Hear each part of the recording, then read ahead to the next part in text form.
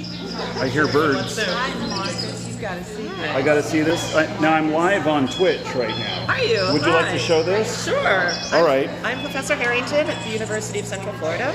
I work in digital media, and my interest is in visualizing information that is used for education, primarily informal education, such as museums and science centers. So I've partnered with the director and the botanist at the Carnegie Museum of Natural History in Pittsburgh. Wow. And we created a visualization of information in a diorama. So essentially, I'm creating a data visualization based on scientific information of a authentic diorama in a museum to make it interactive and to make it multimedia. So many big words. I'm sorry. No, it's okay. Well, I get it. all right, I get it. I have a very international audience. All right, here we go. So if you look okay, at let the me, floor here, so let me you will change my see camera view. a demo. Basically, this is an app you can get on iTunes at the Carnegie. I didn't realize there's plants in here. These are real plants. They have been vetted by the botanist at the Carnegie Museum. You can actually see all of the parts of the plants. It's like a three-dimensional. And then if we hold it up higher, look at that. So come over here, we'll see the black cohosh. This plant is a Pennsylvania native, and it's actually about this high. So the height, the width, and all of the details have been visualized in 3D models to represent the actual. Hi, how are you? So good to see you finally. Absolutely, wonderful. Wait, you're here in Orlando? I am. I'm a professor at UCF in digital media, and I teach different courses, but my specialty is in virtual nature, applied to informal education. This is what it looks like, mind blown. Yes.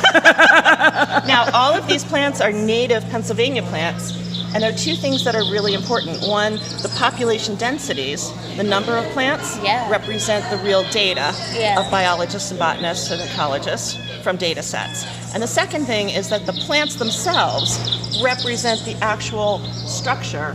So the violets have spurs, and the trillium have... Where's your business card?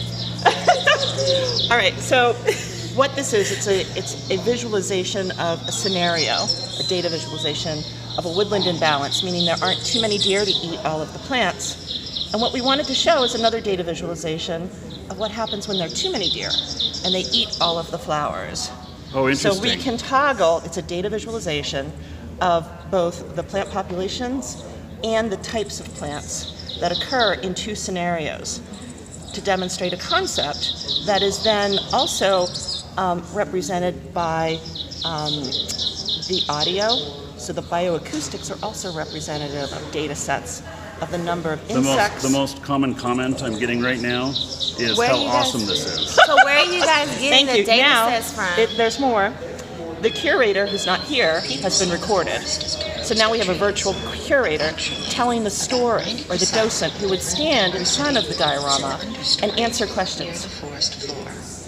These woodland shrubs and herbs are what generate the fruits and leaves. Okay, so insects and birds. I wanna ask a couple Yes. questions here. Yes. First off, is this available Yes. to use? Yes.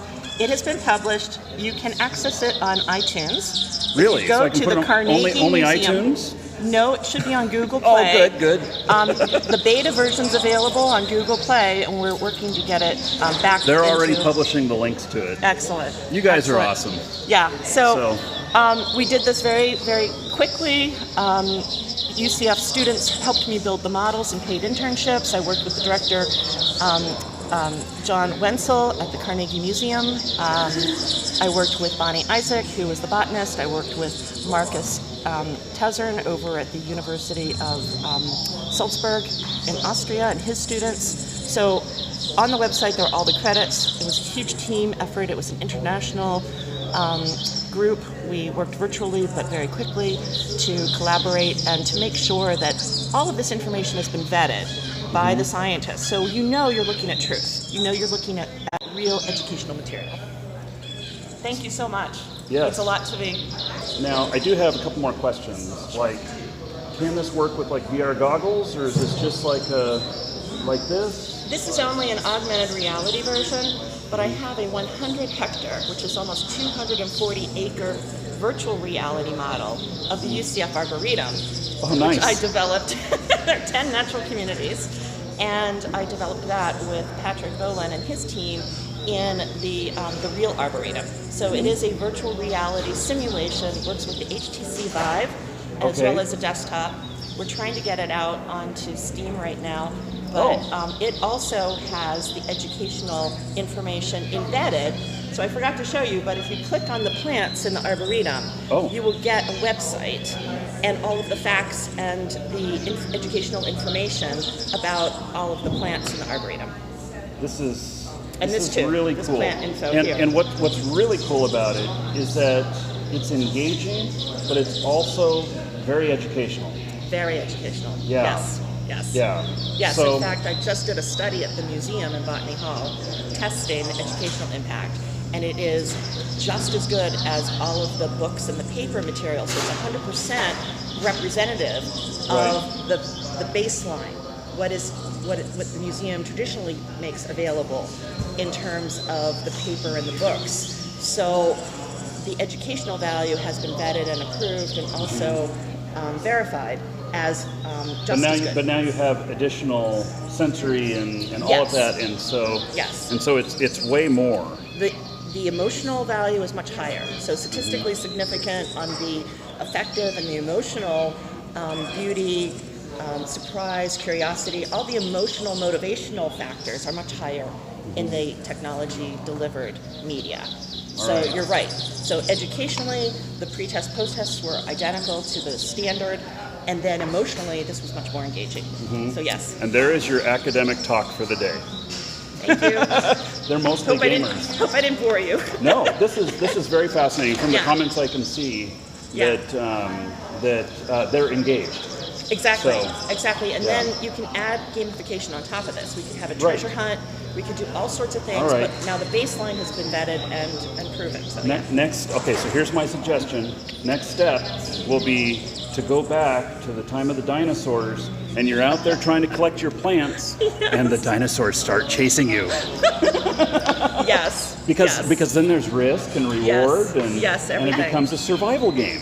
Everything. That would be everything. Beautiful. Beautiful. Yes, that would be fabulous. So, all right. Thank you so very much. Thank you very much.